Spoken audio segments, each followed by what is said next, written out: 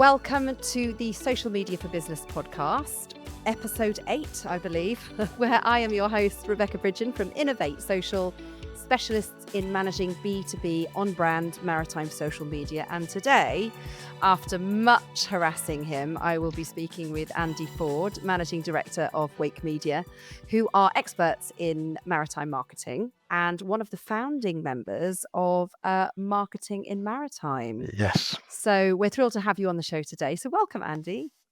absolute pleasure to be here. I'm sorry it took so long. The best things are worth waiting for. So Andy will be sharing insights into communicating company culture and why that's important as part of your comms strategy for multiple reasons, especially in maritime. And we'll be exploring the landscape of marketing and why social media is now such an integral part. So I guess we should start with actually give us a bit about your background, because you started as a marine engineer, didn't you? Not a Correct. marketeer. And Yep. how has that helped you with what you're doing today? Yeah. Well, I mean, I've been in the industry now since was it 2000? Started off as a design engineer, working on propulsion systems and stuff like that. And throughout the years, I worked in Wärtsilä for a very long period of time. Everything from service engineering to sales to business development, all kinds of different roles. And I guess how that's helped me is to understand everything from knowing the ship, knowing what the arse end of a ship looks like, sorry to say, Yeah. but also, understanding that front end, what the customer who actually gets to work with these products on site, so being in the dockyard and all that kind of stuff is really, really useful. But then I moved on into marketing, and that was done purely by this guy saying, Andy, you're quite good at this sales stuff. You kind of know the engineering side.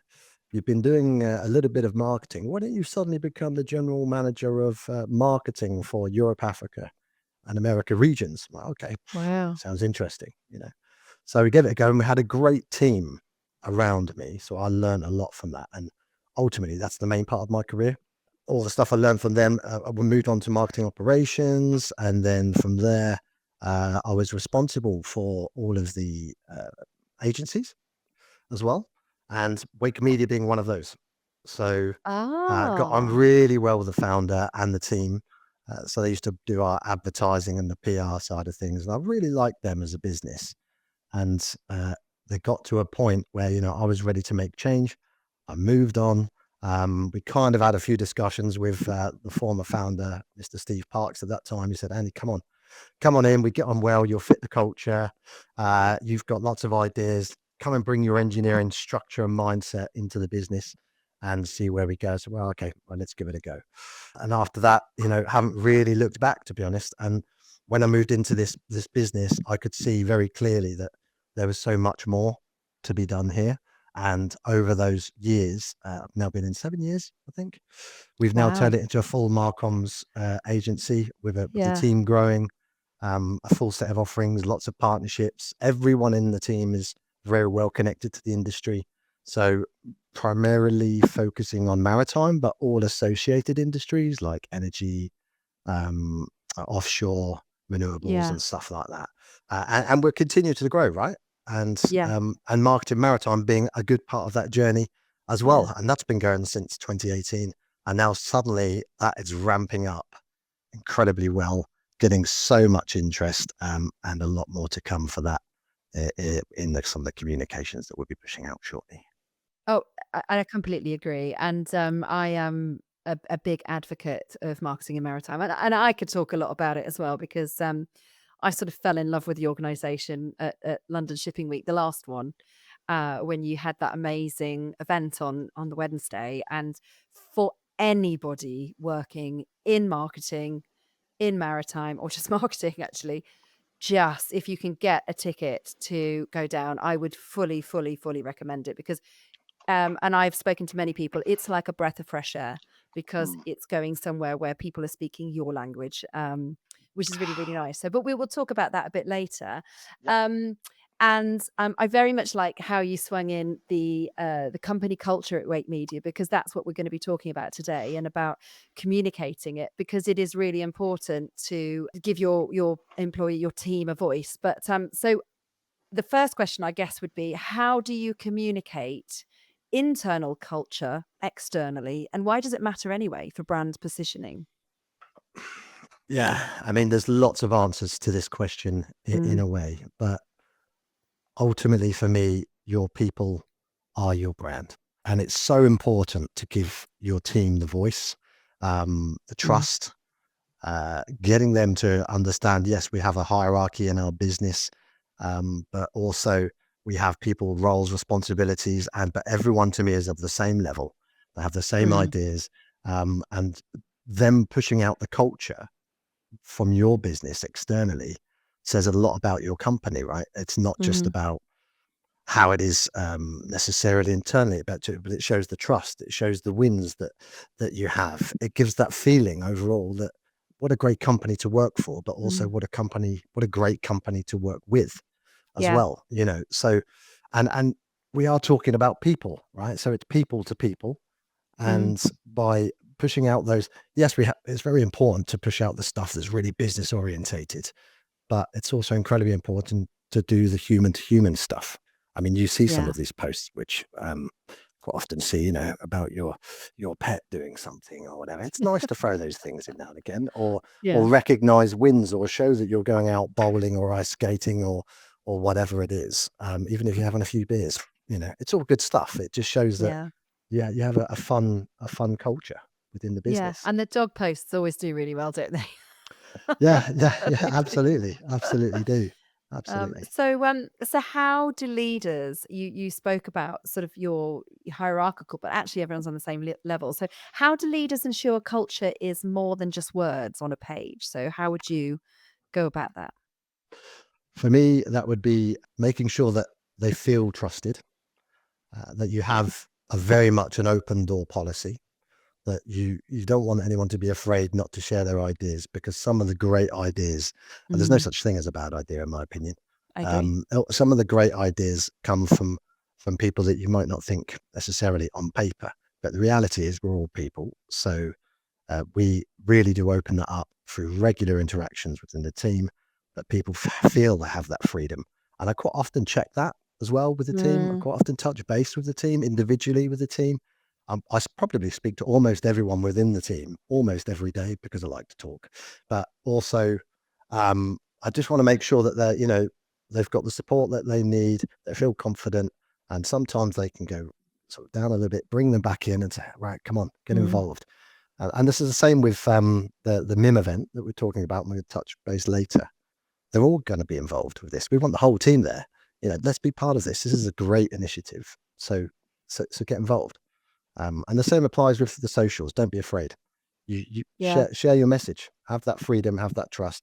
Obviously, there are a few fundamentals that you got across that you can't do, Yeah. but most people know naturally what they are. So Yeah. you know, Yeah. yeah.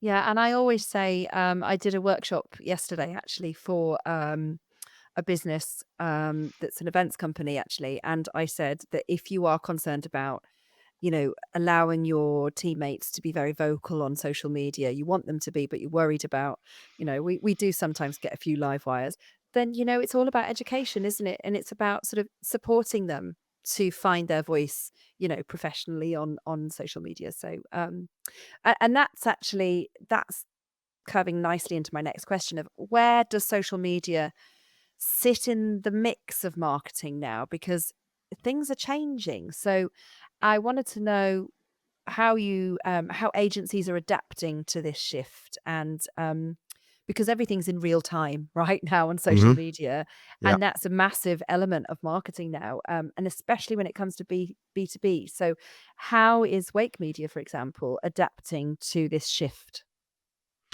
Well, I guess if we take a step back and think about any kind of campaign, any kind of promotion, or any activity that you do, there's always an overarching reason for why you want to do that. So that starts with the overarching message, or whatever it needs to be. Underneath that, then you have your kind of segmented approach, which is kind of, you might have sub messaging.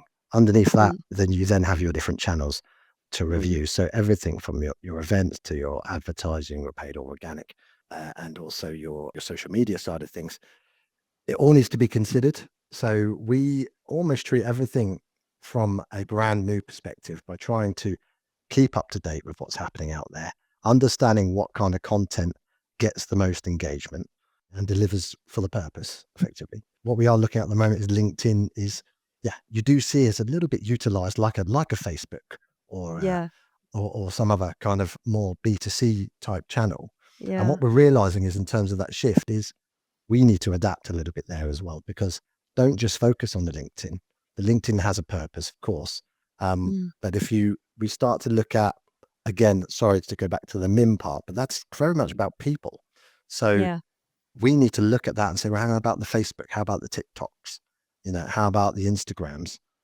We're reviewing that internally. So we have mm, to constantly adapt basically, and we're yeah, doing that daily, and it's not just about, again, going back to the hierarchy, about you having your own idea. We have, I mean, once upon a time there was a marketing manager that could do everything, and then suddenly that marketing manager was split out into digital, yeah, social media, advertising, and now if you just go on the social media, you have a social media manager with a whole team underneath them who are also experts in those yeah, particular areas. yeah, So it's really adapted yeah. significantly, and we're finding more and more day to day kind of on the pulse kind of activation. You need to have social media as a strong part of your approach. Yeah, I 100% agree with you, and I agree with you on the specialisms as well, because actually each platform is its own specialism because it behaves slightly differently. You Absolutely. have to write content slightly differently. Joked slash cried about how awkward, Meta is at the back end, and it's that in itself needs some sort of meta specialist to really sort of really drill down, and it's really hard for any SME, because of course this podcast is targeting the SMEs to kind of go to their marketing. It's very unfair to go to their one marketing manager and go, right, you need to do social media too, and then expect results like that. And you just think, Exactly. I feel for you, like I see you, and but it's not really that well understood, I think. So that's why I really like marketing in maritime as well, because it's almost like a place to go and air those frustrations, or I've gotten around that with my sort of team, and I've managed to share, and they understand. How did you do that? Can you please share it with me? No, exactly, and I'm pretty sure we're building the program for that as we speak, and there will be a Mm, whole area all just focusing on that one point: social media across the yeah. board. You know, so Yeah, yeah. yeah, And you were talking about the people to people, and that's something that I really loved about Wake Media when I was looking into the business, because it is about people to people. And there is a shift. You're absolutely right in the because obviously my specialism is LinkedIn, and there is a shift even in LinkedIn, where it used to be very business, very professional, and you had this professional attitude. But actually, I think businesses have changed in how they interact with each other. And LinkedIn is almost a mirror of that shifting change within teams. So going back to that company culture and recognizing that actually they're human beings that are making up that holistically, making up that team. And it's talking to those individuals. So that I thought we would have a look at the B2B and the B2C. So we were talking about this in our sort of brief chat prior to the recording, and even that's shifting and blending. So for sort of traditional purposes, for the SMEs that aren't clued up on the B2B, B2C differences, could you just clarify the differences first, and then share a little bit more about the shifting sands of the people to people approach? That would be really helpful. well, again, I think in every kind of message, if you want to personalize it, you need to think of the audience for a start, of course. But if you take, I still strongly believe that B2B is becoming more and more B2C in Mm, terms of the approach. So I think they're becoming a blended area now, mm, but yeah, but clearly you're not going to go onto Facebook and say, oh, I don't believe you should, although I do see it. Oh, look, we've got this new customer and they've just bought a new wind turbine and blah, blah, blah. I don't believe that works, but for a business to Mm, business environment, absolutely it does. And that's where you'd also put anything like your case studies, your voice of the customer, all that kind of stuff. But if you want to approach the individuals themselves as well as the business, then you can potentially use mm, a Facebook or whatever. If you want to present your culture, I think you can use all of them to a yeah, level. You know, yeah, you don't want to be doing it at 3 o'clock in the morning on LinkedIn to say, "Hey, look at them, we're having a great time," and everyone's drunk and talking absolute rubbish. yeah, Um, so there is a right zone and a right place mm, for the right type of content, basically. yeah, So in yeah. terms of the question, I think they're starting to blend, but there's always going to be a slight difference depending on what your message is trying to push out.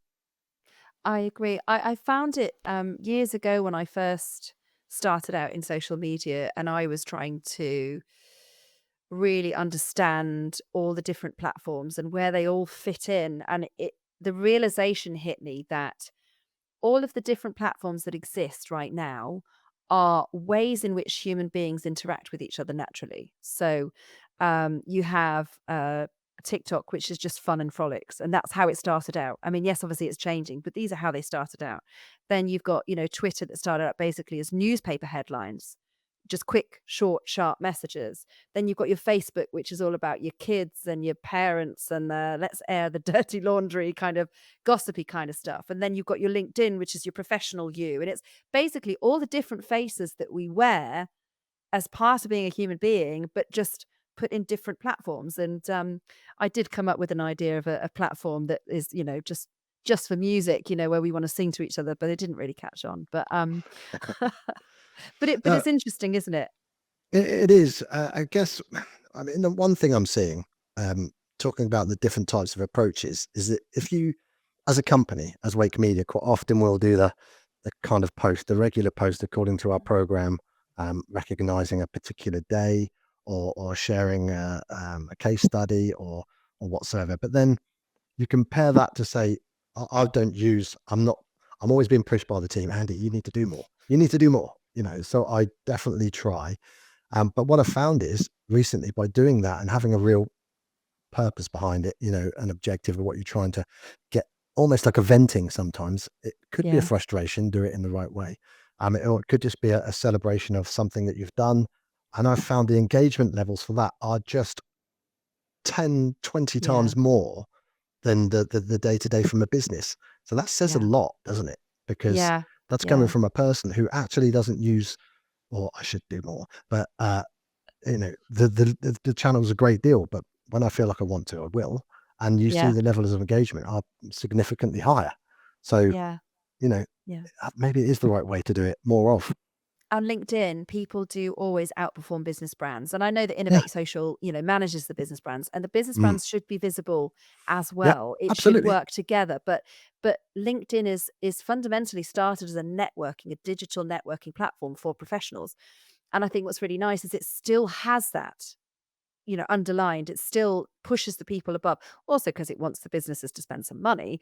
Um, but it is. And so your personal brand will always outperform that. And I think what businesses need to recognize is actually they need their people to be visible and to be sharing these wins, these experiences of their professional life and their own expertise and areas of insights that will bounce off the brand. And then if they work together, then you've got this beautiful, very healthy social media marketing, PR existence, haven't you? And it is about people. Yeah, absolutely. And Mm. I think having that right mix of science and emotion together, if you are doing it from a company perspective. So if you have a message you want to show, this product does this, blah blah, what does it mean then to you as a human being, or someone out there as a seafarer, or someone in the operational side of Mm. it, or someone who's the end user basically of that product, service, or offering, or whatever it is you're trying to push and promote? You can have the kind of the nice stuff and what it does, Yeah. and how much money it saves you by Yeah. however many nautical miles you're going. But ultimately, it's down to what's the end user. Does it make your life Yeah. easier? Is it more efficient? Are you going to be a lot happier? Is your culture become better? Whatever. So, yeah, I think that for me, it's always having that as a mix whenever you do something. The mix of science and emotion is Yeah. fundamental.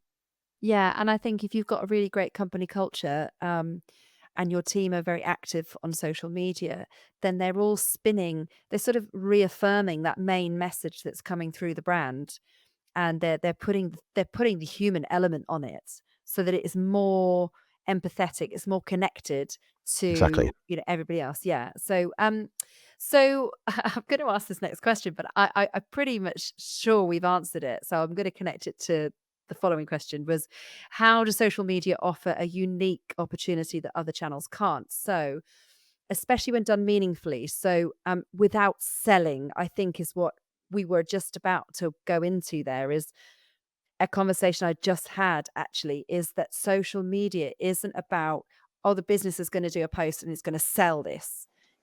You are Mm. selling subtly by Yep. communicating Yep. about the business. And that's definitely where you're going with the culture. So I'm going to let you share your Yep. thoughts there.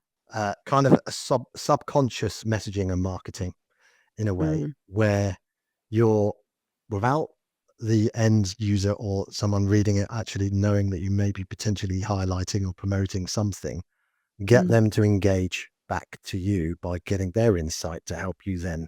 So, for example, it could be polling, it could be what do you think about this, but put an mm. area around it which connects it, but get them to engage with it. So that's where social media can be pretty quick on the fly, Yeah, throw it straight out there, get some insights pretty quickly. And if you hit the mark again from an emotional perspective, because that's what yeah, most people jump on, yeah, then you're likely to get them engaged. But by the way, they're engaging about something that you potentially could sell them, yeah, or yeah, so there's lots of ways that you can kind of do that. yeah. And some people are like text, some people like to read, some people like Mm. visuals, some people like carousels, some people, have the mix as well. Yeah, Have a whole mix of that. Personally, I'm visual, and I'd much rather watch a video. It's the same with watching a movie as opposed to reading a book. My mind yeah, switches off after about 3 pages, and I have no idea what I've just read. So, but if I have an audio book, it works for yeah, me. yeah, And if I can watch it on TV, even better. If I get the yeah. time. And I think actually that's becoming more and more common, isn't it? Because video is very dominant now in social media, and even you can see that on LinkedIn. It's sort of following suit. It's sort of a bit more hesitant, but actually, it's even got the sort of LinkedIn Shorts now that Exactly. actually not many people are utilizing at the moment. So you see, old content coming up, and you go, "Oh, that's interesting." It's because there's just not enough new stuff. But Mm. there are lots of technologies around automation now in marketing and in social media. Uh, are there any specific tools actually that you tend to use at Wake Media that you find really helpful? Because I would like to know this. This is not even in my questions, but I actually would like to know this. That works really well with your social media as well as your marketing automation. And we're not getting paid to plug any of this, so I can say that right now. Yeah, well, I wouldn't want to give away too much to exactly what Yeah. we're using either. But Yeah. but I think talking around the point and trying to answer the question is that we have in the past we never had a tech stack really, or we did, but we didn't recognize. We now have a full Mm, tech stack, understanding what the purpose is for each part, whether it is the all the different channels, or if it's something that you're mm, sending emails, or something for your finances or whatsoever. So we've laid all of that out. So I think first point is it's important to understand what you have before you mhm. decide what you need. Then once you have all of that laid out, then making sure how do we connect these so you're not duplicating Yeah. things. And Yeah, quite yeah, often you have, you can have I'm going to say a few of these. You could have a Mondays, you could have an yeah, Outlook. I'm not setting that up. yeah, You could you want them to connect, you want them to talk to yeah. each other. So, and it's the same with a campaign. If you have this overarching thing, everything needs to be connected and to support that objective, right? And the same applies to your technology. So we do have technology that is reviewing the social media landscape to see how Mhm, well it's performing. Obviously, there are online things of different types of channels that you can use to push it out, but it's about measuring and pulling all those results. We have dashboards that pull those things together so we can get the big picture of yeah, everything as well. And what we've recently realized, and this is me being completely honest as a company, is that we do all of this fairly well for or incredibly well, I'd like to think, for our clients in terms of pulling that together. But internally, we kind of switched off. Hang on a sec, we need to Mm. think about our own activity. And historically, Wikimedia it appears to have a pretty good brand. At least we get to hear that, but we're not really we haven't really been pushing very hard in any kind of marketing really. And the Mm. reason for that is because our automation system, marketing automation and CRM, has been going for a long transition. So cleaning all our data, Yeah. setting up all the automations, thinking about what activity or the amount of work that you put into a newsletter or something that you want to push out. And if you're doing it and you're Mm. not tracking it, you're not tracing it, you're not measuring it, then it's a lot of work for, for very little return. Mm. So now we are just in that process now ourselves where we will be putting out or sending something out, seeing who's engaging, having the lead scoring, all that kind of stuff. So we don't bother people unnecessarily. We don't believe in cold calling. We don't Yeah. believe in any of that. If there's a need defined, then we may approach someone. But generally, historically, it's always been word of mouth for us, to be honest, Yeah. and meeting people at the shows or interacting that way. But we're trying to, almost practice what we preach, basically. And now we're finding the Yeah. time and the right resource to be able to do that internally. You you hit the nail on the head. Because it's something that I personally experienced definitely when I was super, super busy. I think it was in 2023. I was really busy, and we had a bit of a quiet period. We talked about this in 24. We're definitely not in a quiet period right now, but that's because I took the time to pivot, and I realized what I wasn't doing was I wasn't practicing what I preached for my own business. I was too busy doing it for everybody else, and of course, nobody else really sees that what you're doing for the clients. And I'm very delicate about my clients. I like to keep them quite, sort of protected and confidential. And so I Yeah. don't really go around and shout about, what I'm doing with who kind of thing. So therefore people didn't know who I was working with and yada yada. And that's a lot of the problems of the SMEs is that they're not telling, they might be doing these amazing jobs, but they're not telling people about it. So actually, having gone through that myself, and I think, you're doing the same thing, you kind of realize just how much value you do bring to the table when you apply what you're doing to clients to your own company, and then you start seeing the results. It's just very reaffirming, isn't it? And It really it is. sort of builds that belief back up again that, oh my gosh, this really does work, and we can do this for people, and it does get the results. And and also I wanted to say, you mentioned events, and I was just having this conversation with my colleague about events and social media working really well together. And it's not one or the other, but actually, if you do them together, it's just like the most powerful punch in ever. It's a great combination. So, and that's all of that marketing as well. And it takes time, but if you put them together, then you get more return on investment than you did with um the initial spend. So I wanted to, we actually, believe it or not, I can't believe it actually. We've gone through this episode quite quickly today.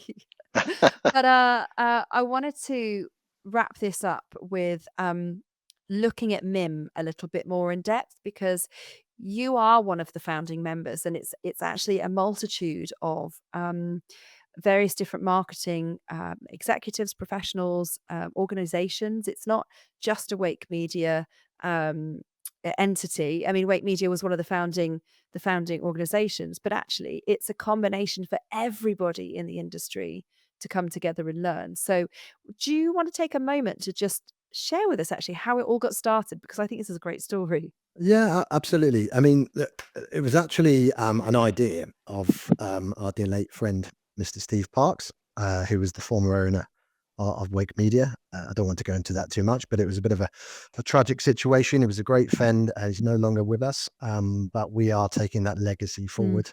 And that was the first event was at Mercedes-Benz World in 2018.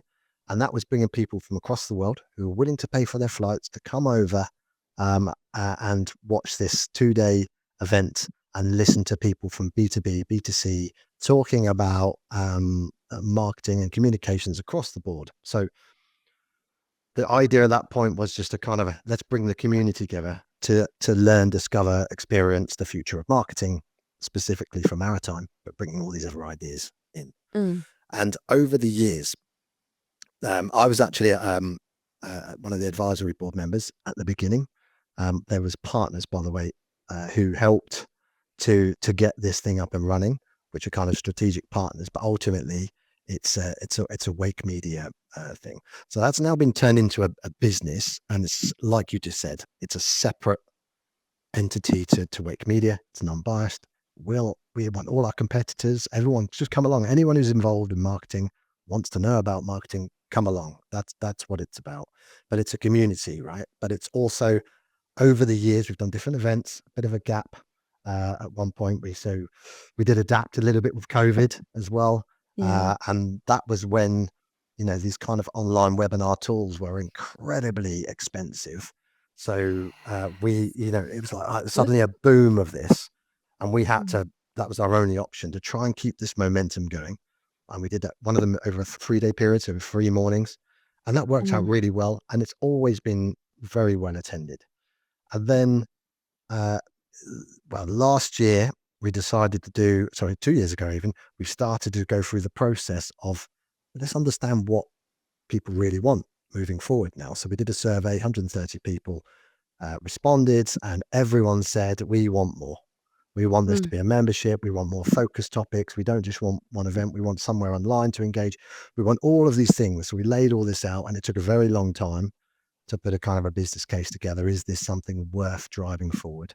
And now fast forwarding a little bit, we've got all of that information. We now have a full advisory board, which is there's 8 different really cool experts Yeah. in within maritime and also outside, helping us to drive and move it forward. So we had our event recently, which was just a reception, a bit of a kind of a nice, light, fun Yeah. environment in Oslo, which you unfortunately couldn't attend. Didn't You have the missed out. budget. Yeah, no, no, exactly.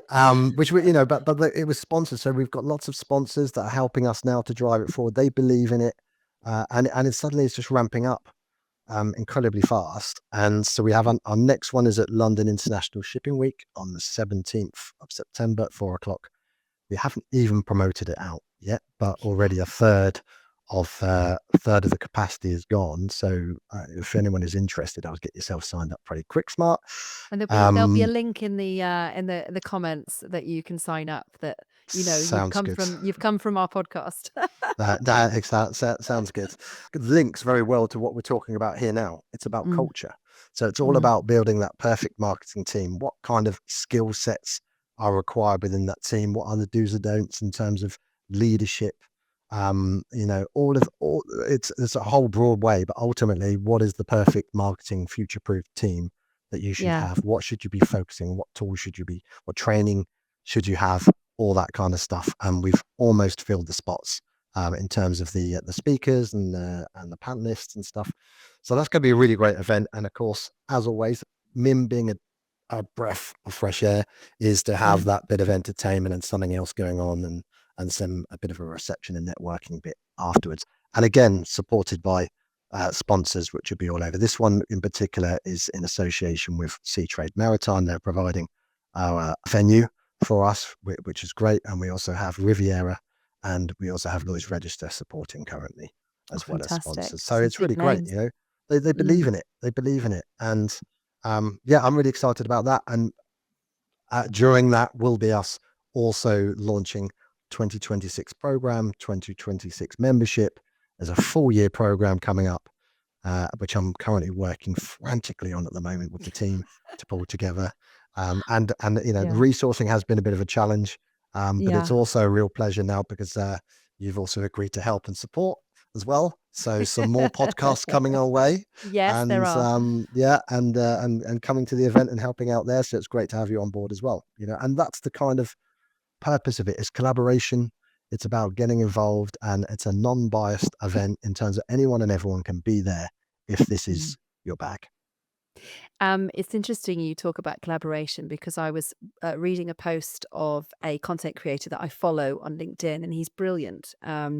He's called Louis Butterfield, if anybody wants to check his profile out. And he is very unique in his marketing style, and he's all about video. But what is really nice about him is he is completely and utterly authentically himself, and he's just a bit out there and a bit colorful and a bit crazy, and he's funny. And one of his posts recently was about, he didn't start from scratch. He did, but he realized that it was about collaboration. And actually, people were not his competitors. They were opportunities to collaborate and grow with them and learn from them. So he started a podcast and started interviewing lots of experts. This sounds familiar. And actually, as a result of that, he then grew and learnt and built the trust that, you know, the people he was talking to was about. So marketing in maritime for me sort of is really similar to that strategy of, you are not alone, Mm, and exactly. don't feel imposter syndrome, because we all started somewhere and there is always opportunities to grow and learn. And actually, what a better space than to come to somewhere with various different people with different marketing expertise to share their insights and to collaborate. So that would be my take on that. Absolutely. Looking forward to it. It's going to be good. Completely. So that's it from us, from the Social Media for Business podcast. A huge thank you to Andy Ford from Wake Media for taking the time out of your very busy, even though it's the summertime, schedule, and being our guest for episode number 8.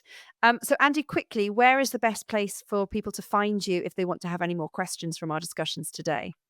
You can just contact me. You can maybe even put my email address in the comments. It's andy.ford@wake-media.co.uk. Give us a call. Find me on LinkedIn. Whatever, any which way is fine with Brilliant. me. So thank you to all who've listened. Don't forget to comment with any questions or topics that you'd like covering in the next episodes. And of course, don't forget to subscribe so you don't miss a single episode that is packed with tips from experts like Andy to help your maritime business become visible. So bye for now. Bye bye. Thank you.